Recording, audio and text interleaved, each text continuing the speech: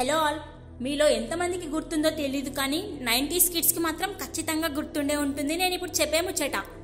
Internet, Facebook వచ్చిన కొత్తలో నందమూరి బాలకృష్ణ గారు ఉన్నారు కదా, అదే మన బాలయ్య బాబు. ఆయన మీద చాలా ట్రోల్స్ చేసేవారు, ఫన్నీ జోక్స్ కూడా వేసేవారు. అతన్ని ఒక కామెడియన్ లాగా మార్చేసి వెటకారంతో కూడిన అర్థం పర్థం లేని కామెడీలు అయితే చేసిండ్రు. బాలయ్య బాబు మీద చేసిండ్రు గలాంటి కామెడీ పోస్టులు ట్రోల్స్ చేసినవారు ఎవరు అనేది ప్రత్యేకంగా చెప్పనవసరం లేదు. మీలో చాలా మందికి తెలుసు వాళ్ళు ఎవరు ఏంటి అనేది. అయితే కర్మ ఫలితమే అనుకోండి, లేదా మరేదైనా అనుకోండి, ఇప్పుడు సీన్ మొత్తం రివర్స్ అయిందండి. 2010 సంవత్సరంలో బాలయ్య బాబు మీద ఎలా అయితే ఫన్నీ పోస్టులు, కామెడీ ట్రోల్స్ వచ్చినాయో, ఇప్పుడు అంతకు మించిన వేగంతో చాలా స్పీడ్గా మెగాస్టార్ చిరంజీవి గారి మీద వస్తున్నాయి. ఆగండి, కోపడకండి. నేను హీరోలను ఉద్దేశించి చేయడం లేదు ఈ వీడియో అయితే. కేవలం వాళ్ళను అభిమానించే కొంతమంది మూర్ఖపు అభిమానులు ఉంటారు కదా, వాళ్ళ గురించి చేస్తున్నా. మొదట్లో బాలయ్య బాబును కామెడీ పీస్ చేసిండ్రు కదా, కాలం చాలా స్పీడ్గా ముందుకు జరిగింది. ఇప్పుడు చిరంజీవి పెద్ద కామెడీ పీస్లా అయ్యింది. ఇదంతా ఎవరి వల్ల, ఎందుకు అనేది మీకు కూడా తెలుసు. సరే ఇక విషయానికి వస్తే, మరీ వయసు మీద పడడం వలనో లేక మరో కారణాల వలనో కానీ ఈ మధ్య స్టేజ్ మీద చిరంజీవి గారి ప్రవర్తన హాస్యాస్పదంగా ఉంటుంది. దానివల్ల ట్రోలర్స్కి దొరికిపోతుండు ఆయన. అలాగే టెక్నాలజీ కూడా చాలా పెరిగింది. ఈ వీడియో ఎడిటింగ్లో మీమ్స్ ఇప్పుడు పాత సినిమాల్లో తనకు సంబంధించిన కొన్ని వింత ఎక్స్ప్రెషన్లతో కూడిన ఫోటోలన్నీ ఇప్పుడు బయటపడుతున్నాయి.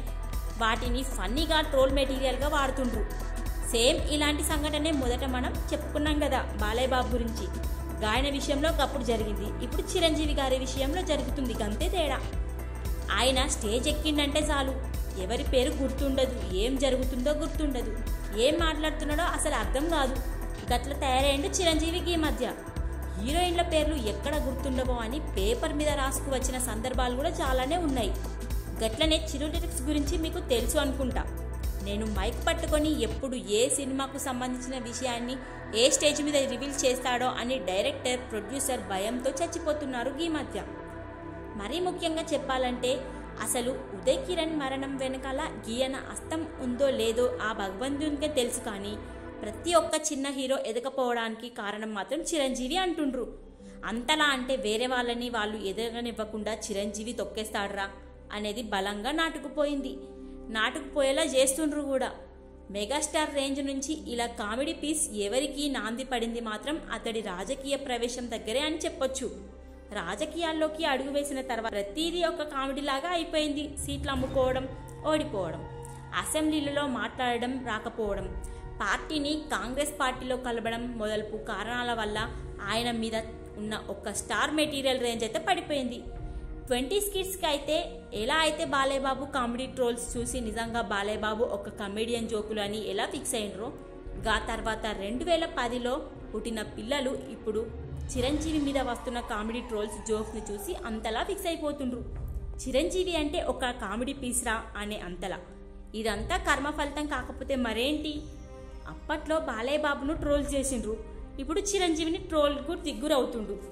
అప్పట్లో బాలయ్య బాబుని ట్రోల్ చేశారు కాబట్టి ఇప్పుడు అతడే అభిమానులు చిరంజీవిని ట్రోల్ చేస్తున్నారు అనుకుంటే పప్పులో కాలేసినట్టే.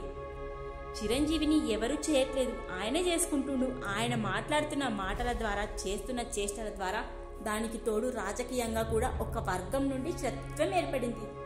బాలయ్య బాబు అయినా, చిరంజీవి అయినా, వేరే ఏ సినిమా హీరో అయినా వాళ్ళు బాగానే ఉంటారండి. అలాగే తప్పులు చేయకుండా ఎవరు ఉండరు కదా. మరి ఏమంటారు ఈ వీడియో గురించి? మీ అభిప్రాయం ఏంటో కామెంట్ చేయండి.